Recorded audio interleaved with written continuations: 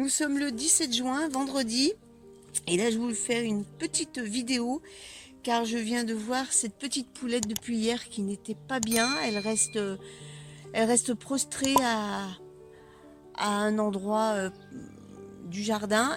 Là, elle n'a pas passé la nuit avec ses copines, elle est restée dehors. Donc je ne sais pas ce qu'elle a. Là, je n'ai pas le temps de m'étendre sur le sujet parce que je vais partir au travail. Mais je vous en dirai plus au cours des jours ou voilà, de son évolution.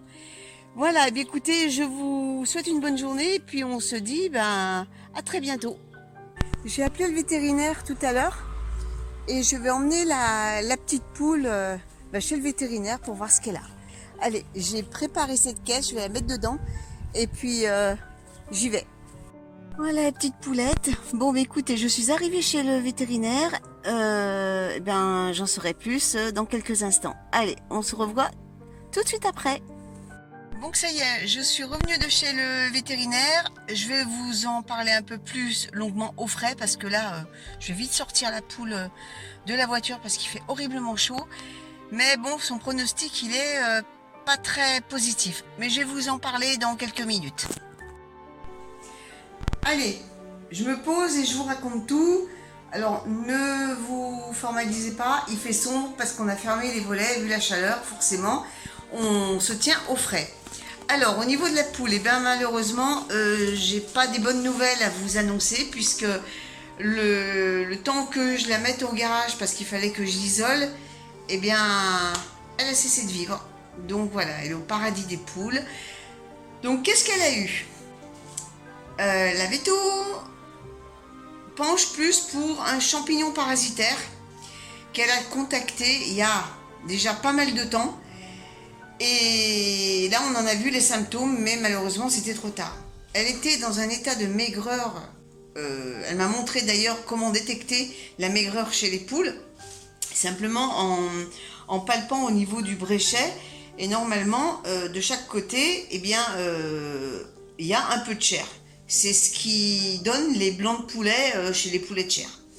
Et là, on ne sentait plus rien. Il n'y avait que la peau sur les os. Et en plus, elle n'avait plus de muscles. C'est pour ça qu'elle n'arrivait plus à se tenir debout. C'est dû à quoi ? On ne sait pas. D'ailleurs, au niveau des peaux rouges, c'est pas du tout ça. Au contraire, elle avait un pelage sain. Aucune bébête qui lui court dessus. Je lui ai expliqué comment on fonctionnait au niveau du poulailler avec la terre de diatomée, le romarin, le vinaigre de cidre. Elle m'a dit, vous faites, c'est nickel comme vous faites. Mais elle me dit, chez les poules, ça arrive. Elle chope des champignons parasitaires et malheureusement, certaines n'en réchappent pas. Donc elle était très pessimiste au niveau du diagnostic. D'ailleurs, ça s'est confirmé quand je suis rentrée à la maison. Du coup, il faut que je surveille les autres poules puisque elles peuvent avoir contacté le même parasite. J'ai acheté chez le vétérinaire des vitamines pour les booster et ensuite après il faut les surveiller quelques jours pour voir comment elles évoluent. Voilà pour cet épisode. Alors certains vont rigoler, oui c'est qu'une poule, mais non. D'accord, c'est une poule, mais j'estime que c'est un être vivant et dès qu'il y a des soucis, c'est mon avis perso. Je fais tout pour essayer au mieux de faire les bonnes choses. Ma foi, après, elle meurt. C'est la nature qui en décide. Voilà, écoutez, sur ce, je vous laisse et puis on se dit à très bientôt. Salut tout le monde!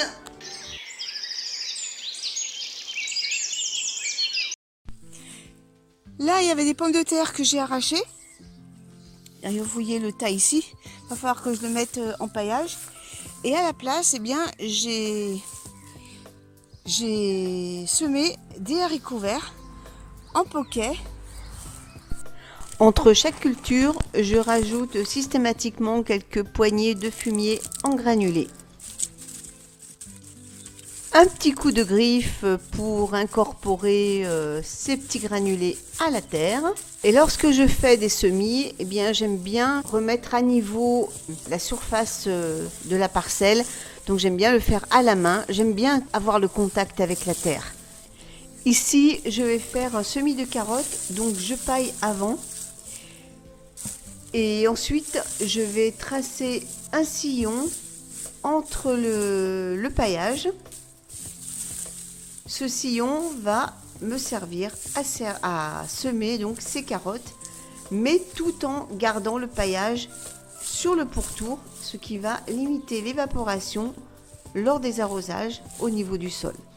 Par la suite, quand les carottes auront bien poussé et que le feuillage aura dépassé le paillage, à ce moment-là, je resserrerai encore plus le paillage de façon à bien pailler l'ensemble de la carotte. Mais pour l'instant, pour leur permettre de germer, il leur faut quand même de la lumière.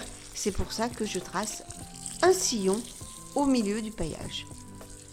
Je fais un premier copieux arrosage de façon à bien mouiller la terre et comme ça les graines seront directement en contact avec le sol humide. Alors bien entendu, je serai de corvée d'éclaircissage, bien que j'essaye de semer le moins de rue possible, je ne vais pas y échapper.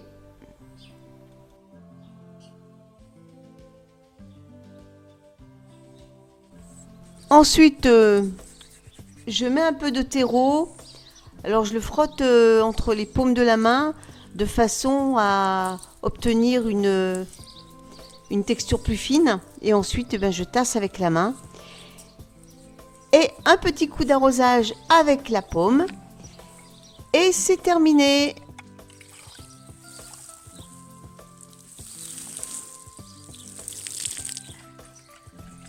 Je resserre les bords du paillage, toujours dans le souci de garder le sol le plus frais possible, tout en laissant passer la lumière pour la germination des graines.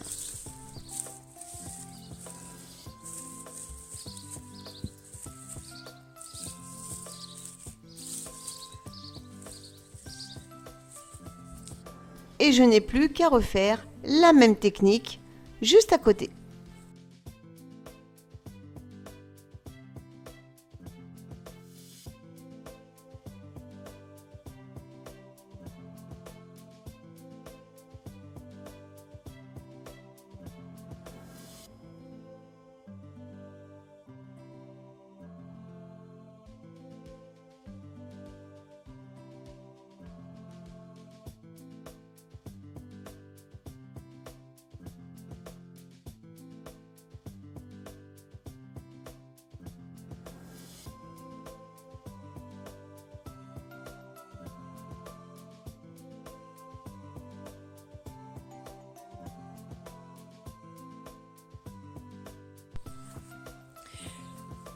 Alors ici, j'ai 2 rangs de carottes et à côté, eh bien c'est là où je vais repiquer les poireaux.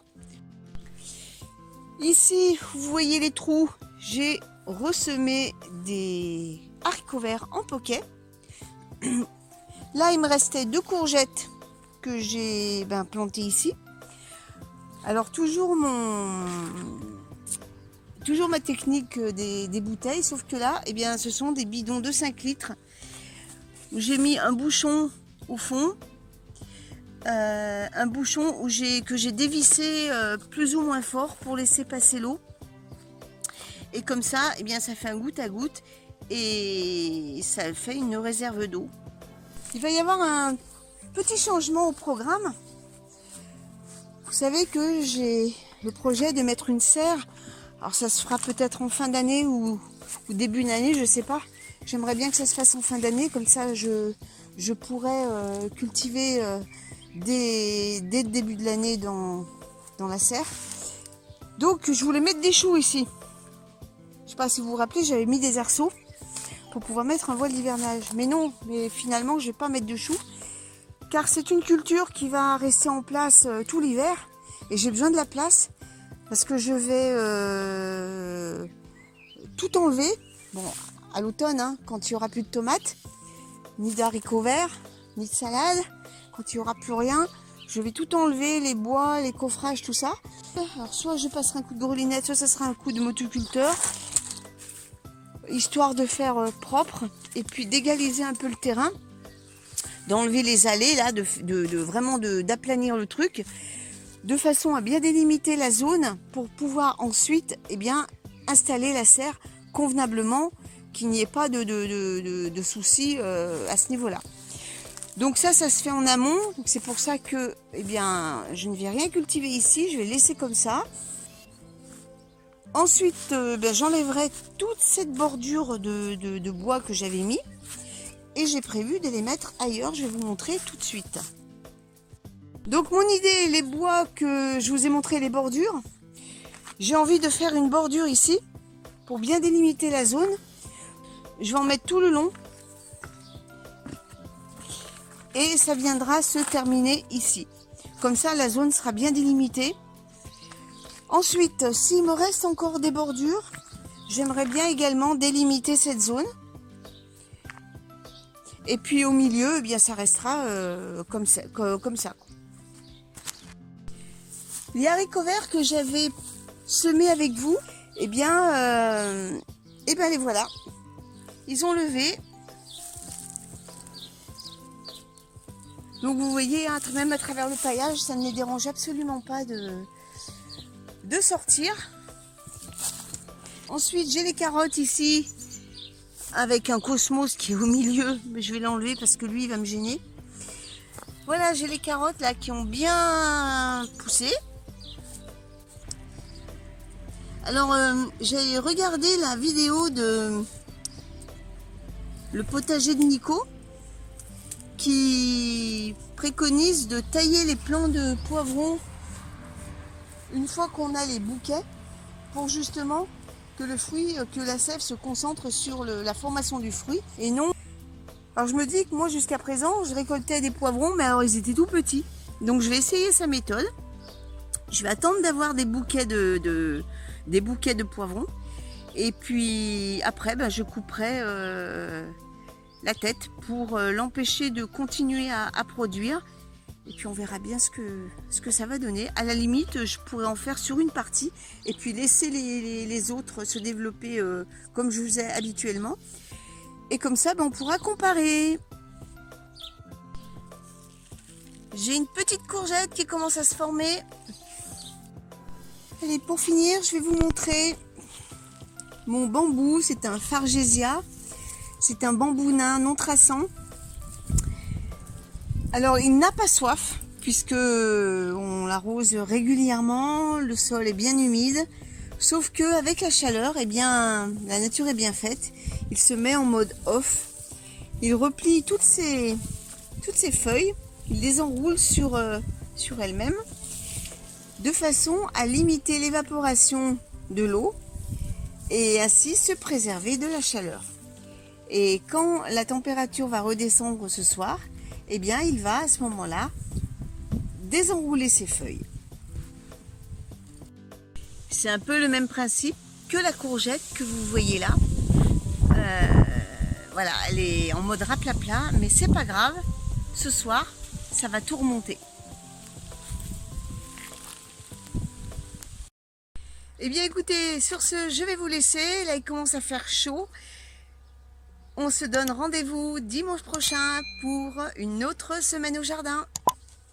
Salut tout le monde!